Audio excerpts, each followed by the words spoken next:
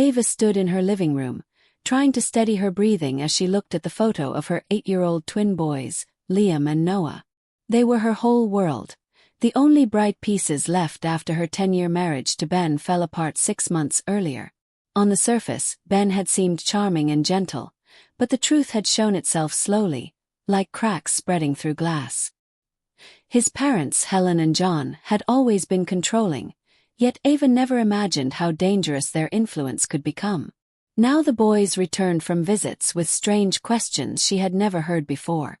The questions bothered her deeply. "Mom, do you go on dates at night?" Liam once asked while stirring his cereal. Noah added quietly, "Grandma wants to know." Ava felt something inside her twist. She knew Helen and John had never liked her, but this felt invasive. "Why would Grandma ask that?" she said softly.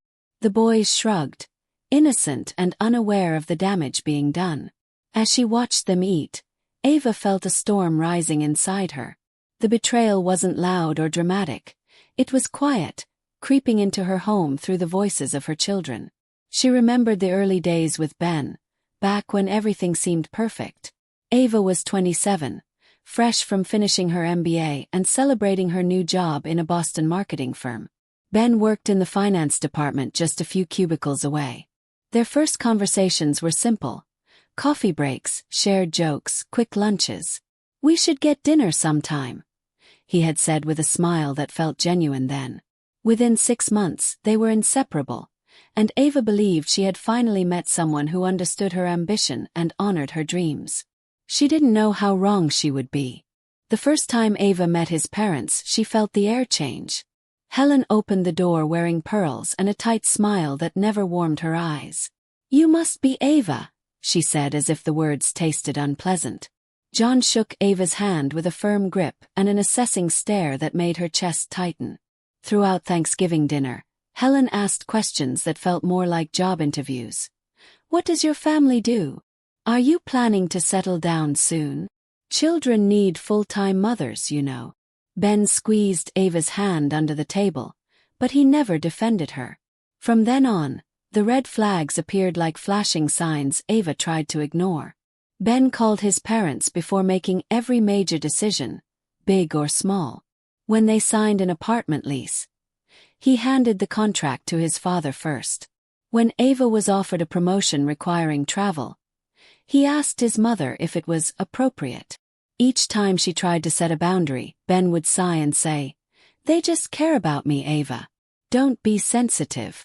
She didn't realize she was slowly stepping into a family where her voice was never meant to matter. After their engagement, Helen's control tightened like a rope. She criticized Ava's wedding dress, saying, "Something less flashy would flatter you more, dear." She dismissed their honeymoon plans with, "Europe is more cultured than Hawaii." Ava tried to push back gently, but Ben always took his mother's side. "She just wants the best for us," he insisted. Every suggestion from his parents became a rule. Every boundary Ava set became an argument. She didn't realize she was slowly being trained to accept disrespect disguised as concern. When Ava became pregnant with twins, everything escalated. Helen announced, not suggested, that she and John were moving closer. "You'll need us," she declared, as if the decision was hers alone. Ava struggled through a difficult pregnancy and left work earlier than planned. After the boys were born, Helen often let herself into the house with the spare key Ben had given her secretly. "You're doing it wrong," she said, rearranging bottles and clothes. When Ava tried breastfeeding, Helen hovered until Ava's confidence shattered. "Formula is better. Mother knows best," she insisted smugly. John interfered just as much. He criticized Ava's parenting with phrases like, "Boys need discipline," whenever she comforted a crying baby. As the twins grew into toddlers, Helen registered them for activities without asking. She bought clothes Ava didn't like and told the boys, "Grandma knows what's best." Whenever Ava confronted Ben, he dismissed her concerns.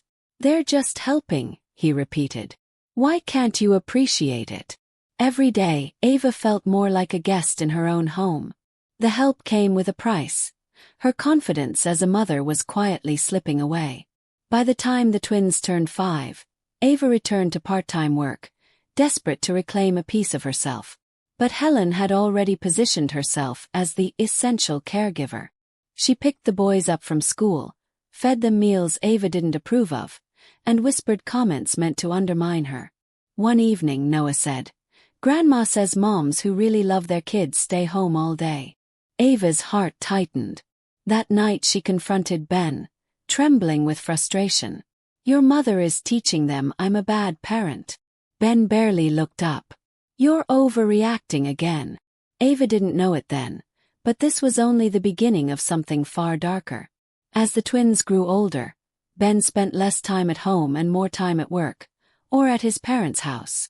Sunday dinners became mandatory. Family vacations included his parents every time.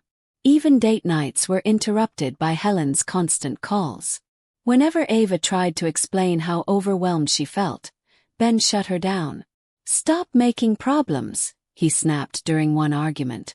The boys watched silently, their small eyes absorbing everything. Ava felt her marriage slipping into a place she could no longer reach. The boys sensed the tension long before Ava realized how much they understood. One night, after Ben stormed away from the dinner table, Liam whispered, "Mom, is Dad mad at you again?" Noah added softly, "Grandma says you make Daddy sad." The words hit Ava like a slap. She knelt beside them, forcing herself to smile. "No, sweetheart. Sometimes grown-ups disagree." But inside she broke. When she confronted Ben later, he exploded. "My mother would never say that. Are you telling the boys to lie now?" The accusation cut deeper than anything he had ever said. Ava suggested marriage counseling, hoping something could still be saved, but Ben refused instantly. "We don't need strangers in our business," he said, repeating one of John's favorite lines. Their arguments grew sharper, shorter, and more one-sided. Ava felt herself shrinking in her own home. She kept a journal, writing down every moment of manipulation, not knowing why she was documenting everything, only that something inside her warned she might need proof one day. As she wrote each night, her hands trembled with a fear she hadn't yet named. The breaking point came on a rainy Tuesday. Ava came home early with a migraine and lay in bed trying to rest. She heard the front door open, expecting Ben, but she soon heard Helen and John instead. She froze when she heard Helen whisper, "She's becoming unstable." John replied, "We've told Ben for years she's not mother material." Ava felt the blood drain from her face. Then she heard Ben's voice. "My lawyer said I need documentation of her instability if I want primary custody." Ava lay still, her heart pounding. Her marriage had become a trap. The next morning, with shaking hands, Ava called a divorce attorney. Within days she filed the papers. When Ben was served, he acted shocked, then furious. Helen and John told relatives Ava was mentally fragile and breaking down. The divorce battle turned brutal quickly. Ben's family hired an aggressive lawyer who painted Ava as a work-obsessed mother who couldn't handle her own children. Ava fought back with every ounce of strength she had left. In the end, the judge granted joint custody, with the boys splitting their time between both parents. Ava prayed that was the end. At first, life after the divorce seemed peaceful. Ava focused on rebuilding a new routine for Liam and Noah. She created a cozy den with gaming chairs and soft lights. She planned Taco Tuesdays and silly Saturday pancakes. The boys began to laugh more. Their smiles returned. They still visited Ben and his parents every other weekend, and although they sometimes came home tired, Ava hoped things were settling. Then one evening, her co-worker Dan dropped off some documents on the porch. He stayed only 10 minutes. The next morning, Noah asked, "Is Dan your boyfriend now?" Ava nearly dropped her spoon. "No, sweetie. He just brought work papers." Liam looked confused. "But Grandma said you might start dating strange men." Ava's stomach twisted. She brushed it off as harmless curiosity, but the questions continued. A week later, Liam asked, "Who were you talking to on the phone last night? Was it a man?" Ava blinked in surprise. It was your Aunt Megan. Why? Liam hesitated. Grandma wanted to know. The last 3 words chilled Ava. She realized the boys weren't just curious, they were collecting information. Over the next few weekends, the pattern became impossible to ignore. The boys returned home with new questions every time. Did you leave the house at night? Did anyone visit? Why did you get a package? They also shared things Ava had never meant to be anyone else's business. We told Grandma your bedroom has new curtains. We told Grandpa you were on the phone a long time. Ava felt violated through her own children's voices. Something deeply wrong was happening, and she couldn't ignore it anymore. One Wednesday night after picking the boys up from dinner with Ben's family, Ava noticed their unusual silence. When they reached home, she sat with them gently. Boys, why are you asking so many questions about what I do when you're not here? Liam stared at the floor. Noah picked at his sleeve nervously. You're not in trouble, Ava assured them softly. After a long pause, Noah whispered, Grandma says we're her special helpers. Ava's breath caught. Liam added, she says we should tell her everything so she knows you're okay. Ava asked carefully, everything like what? Liam shrugged, like if you have friends over. Especially boyfriends. Noah brightened a little. And she gives us extra game time if we remember stuff to tell her. Ava kept her face calm, even though her heart was shaking. And what does Daddy say about this? She asked. The boys exchanged a guilty look. Dad says we're the men of the house when we're here, Liam said proudly. He says we should tell him if you seem sad or angry. Ava felt the room spin. They were being weaponized. That night, Ava sat in the dark kitchen with a glass of wine, trying not to fall apart. Her hands trembled as she replayed the boys' words. Her privacy wasn't just invaded. Her children were being molded into spies. She considered calling Ben immediately but stopped herself. She needed a plan, not an argument. This wasn't only about her. It was about their emotional safety. The next weekend, while sorting their laundry, a folded paper fell from Liam's pocket. Ava opened it slowly and froze. It was a list written in Helen's handwriting. Questions for the boys to ask her. Ava stared at the list in disbelief. It wasn't vague curiosity. It was organized surveillance. Written clearly were lines like, does Mom have friends over? Does she go out at night? Does she say bad things about us? At the bottom, in neat script, Helen had added, remember, this is our secret game. Extra ice cream for good helpers. Ava's hand shook. She called Ben immediately. What is this? She demanded. Ben responded coldly. Why were you going through our son's pockets? Ava almost screamed. Your mother is coaching our children to spy on me. Ben didn't budge. If you have nothing to hide, why does it bother you? He asked. Ava felt her chest tighten. Because they are children, Ben. Not your mother's investigators. This is harmful. Ben sighed loudly. You're being paranoid again. The dismissal made Ava's eyes burn with frustration. After hanging up, she called her attorney and sent a photo of the list. Her lawyer responded immediately. This is alarming, Ava. This is potential parental alienation. Document everything. Ava sat on her couch shaking, realizing the war she feared months ago had just begun. 2 days later, Ava discovered something even worse. While packing Noah's teddy bear for a school trip, she felt something hard inside. Curious, she opened a small seam and gasped. Inside was a tiny voice recorder. She pressed play, and her heart dropped as she listened. Hours of audio from inside her home. Her conversations, the boys' voices, even private calls, were recorded without her knowledge. She sank to the floor, sobbing into her hands. Her safe space, her home, had been violated in the cruelest way through her child's beloved toy. That evening, Ava sat the boys down gently, the recorder on the table between them. Do you know what this is? She asked softly. Noah nodded. It's Grandma's special listening device. She said it helps Mr. Fuzz remember our adventures. Ava kept her voice steady. Did Grandma put this inside your teddy bear? Liam nodded quickly. She said it's part of the spy game. Mr. Fuzz is a super spy. Ava swallowed hard. Did she tell you not to tell me? Noah whispered. She said you would get mad. She said grown-ups have complicated feelings. Ava pressed gently. Has she put these in any other toys? Liam hesitated before answering. In Rocky, the dog at Dad's house. Her heart dropped. The boys continued talking, unaware of the weight of their words. They said Helen and John often called her unstable. They repeated that Ben wanted proof she wasn't fit.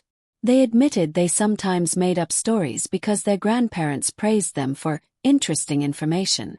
Ava listened with a calm face, though inside she felt like she was breaking apart. Her children were drowning in manipulation. In the days that followed, Ava noticed even more troubling signs. Liam became jumpy, afraid to say the wrong thing. Noah struggled to sleep and began stuttering from anxiety. Ava installed security cameras outside her home after seeing a strange car parked nearby multiple nights. When she reviewed the footage, her breath caught. It was Helen and John slowly driving past her house, sometimes stopping for minutes, watching. The invasion wasn't emotional anymore. It was physical. Ava felt hunted, like her privacy and motherhood were being chipped away one slow step at a time. The confrontation came unexpectedly during school pickup. Ava waited near the gate when Helen suddenly appeared beside her. We need to talk about the boys, Helen said with fake sweetness. Ava stayed calm. We have nothing to discuss. Helen lifted her chin. We know things aren't stable at your house. Ava's voice stayed firm. You put a recorder in my child's teddy bear. Helen didn't flinch. We're protecting them. You can't give them what they need. Parents nearby began watching. Ava's hands trembled, but she stood tall. Stay away from my children. That evening Ben called furiously. My mother said you caused a scene at the school, he snapped. Ava almost laughed bitterly. Your mother spied on me through our children. Ben ignored her. My parents are willing to forget this if you agree to more reasonable custody terms. Ava's jaw tightened. Reasonable for who? Them. Ben replied coldly. My parents actually provide stability. Ava felt her voice rise. Stability. They bribed our children to spy. Ben dismissed her again. You're exaggerating, Ava. My lawyer will reach out soon about custody changes. The next weeks became heavier. Liam withdrew into silence. Noah began refusing to go to sleep without checking closets and corners.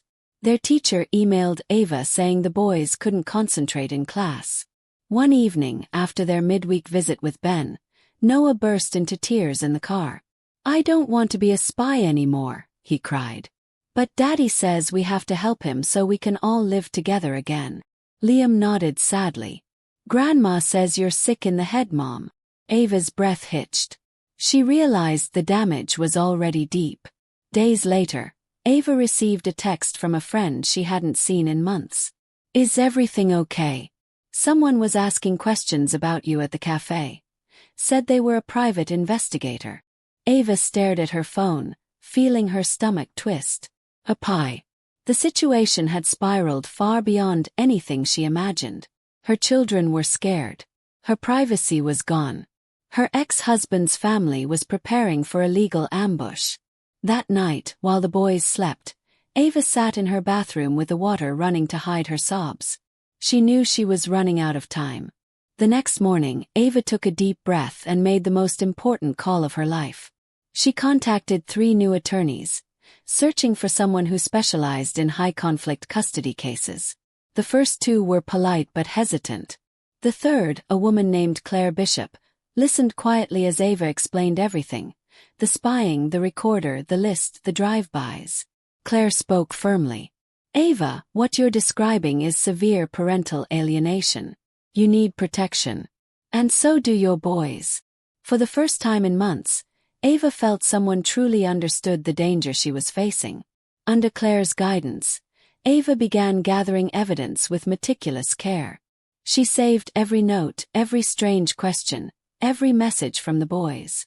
She downloaded the security footage showing Helen and John circling her home late at night. She recorded the boys' innocent explanations of the spy game, with their full knowledge, so no one could claim misconduct. She scheduled sessions with a child therapist, Dr. Harris, who met with the twins individually and together. After 2 appointments, Dr. Harris told Ava quietly, "Your sons are under emotional pressure they cannot understand. This must stop immediately." 2 weeks later, Claire filed for an emergency hearing. When the court date arrived, Ava walked into the courtroom with trembling hands but steady determination.